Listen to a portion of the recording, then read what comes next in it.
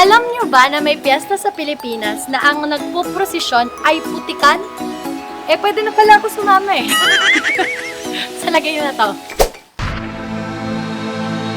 Tuwing June 24 sa bayan ng Aliaga, Nueva Ecija, may prosesyon na agaw pansin.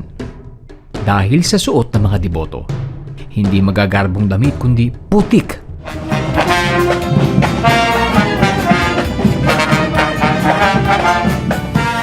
Ito ang Taong Putik Festival. More than 100 years na na ginagawa. Panata siya actually ng panata ng mga tiga rito sa aming patron na si San Juan Bautista. Pag madaling araw ng June 24, may putik sila sa buong katawan, tapos ay nag-iikot sa bahay-bahay, namamalimos. Tapos may nakalagay silang bagging. Ang nakasanayan na ngayon, yung pinatuyong dahon ng saging.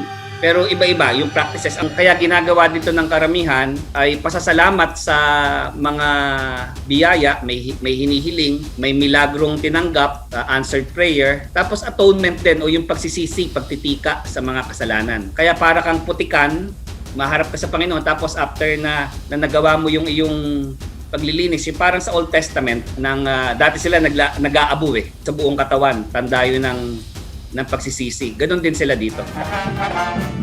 Para sa bayan nila, hindi lang ito religious tradition, kundi may kinalaman din sa kalikasan at pamayanan. Happy Fiesta, Aliaga, Nueva Ecija. Balot man ng putik, kitang-kita naman na malinis ang inyong pagmamahal sa bayan at kay inang kalikasan.